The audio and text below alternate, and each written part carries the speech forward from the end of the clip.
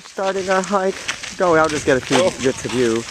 Move on, ignore me. So I started a hike for our Evora hike somewhere, and there are these interesting trees, and I don't know what they are, but like something on the day of the Triffids. 5.5 miles today that we will do to a village, Valverde. How old is this tree, you think? Old? Oh, centuries, I'd say. Centuries. Yeah. But they don't harvest it right now because it's old. Sorry? You say they aren't harvesting cork off it now because it's deteriorating? Yeah, I mean, this is cows. That's when the people would harvest it. Yeah, because behind this, I'll show you when I get a bit of a prop. The original bark, once you take it off, it will never grow again. Right. Underneath it, there is a very thin membrane which will start growing and will turn into this, a much more smoother bark and everything. And as it grows, it creates behind itself another little membrane. Okay, cork trees marked with a number to indicate when they were primed for harvesting after about 10 years. Well, we're on the hike approaching some kind of estate, I guess. This used to be the bishop's land.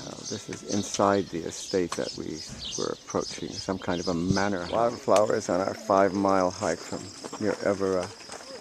Lots of yellow flowers, some poppies, and in the distance, mostly olive trees, some cork. Profusion of wildflowers on our hike. Mallow, whatever mallow is, with a more yellow, and along the road, quite pretty. And there's our hikers, still doing our 5 miles today. A field of relatively solid purple flowers, wildflowers. Black ants. Ants carry the biggest load per... And they got quite a load. Body weight. Sometimes it takes 2 of them to carry something. They're amazing things.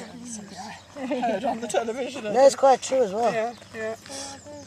Just across the road, the whole trail. Further along on our 5-mile hike from Evora. Nice cork tree, and some olive trees, and wildflowers, and hikers, 14 hikers. On the hike, a local farm we're passing. Poppies, more poppies by a farm. Ant highway on our track. The ants made this track apparently by sheer wear. And there's a lot, they're not carrying a lot, but they have a real track. Having an exercise, they're Rambler ants. I believe they are thistles, like they're not Scottish thistles, but they are thistles.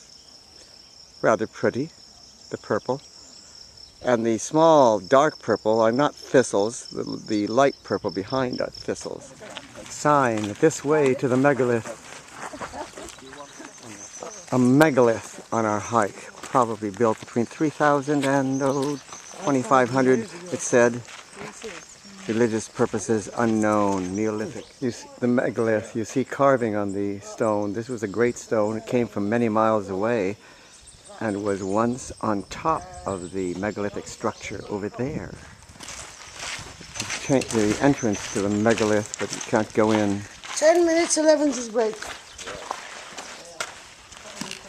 3000 BC, approximately. A side view of the great megalith, 5,000 years old. We'll now view the central inside area of the great megalith, 5,000 years old.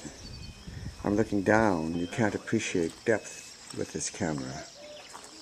A lone iris on the hike with a profusion of other wildflowers in the background. Some intensely blue flowers that everybody was fascinated by because of the sheer blueness of them. But what they are, we do not know.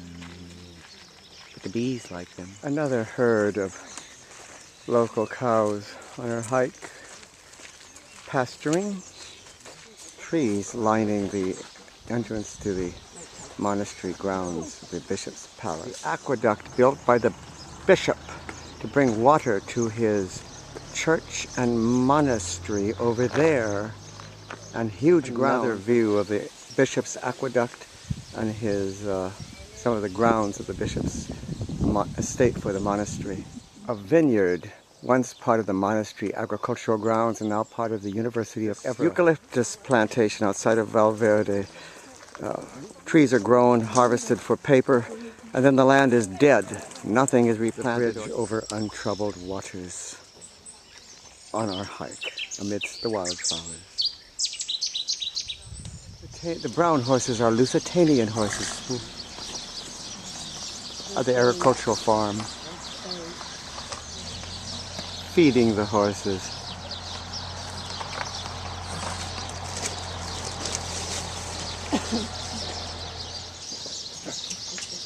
I think we're disturbing the training. The horses are up there. Horse in training, I guess. Brilliant poppies and other colorful wildflowers in Valverde village. Poppies galore, I think, approaching Valverde. Our hikers in Valverde, the end of our 5.5 mile hike. Flowers and a quaint statue in Valverde of some hungry hikers at the end at our pub. Pastorteria in Pastorteria Monica. And we're in Valverde, and you know you're in tropics when you see palm trees at the end of the road.